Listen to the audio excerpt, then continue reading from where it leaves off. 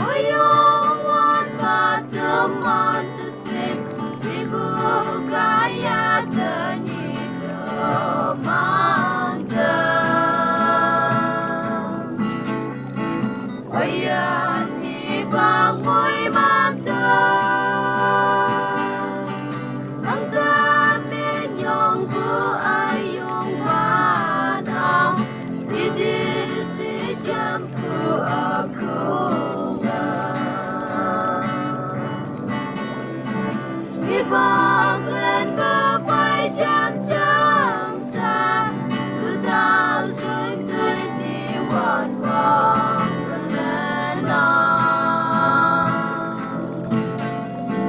Kung piyala ba'y jam-sa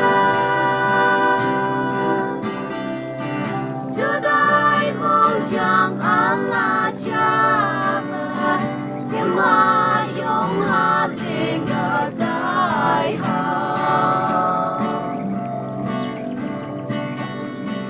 Dinig tamalang sa puba Nagama ba'y ng tuman hanggang Pagja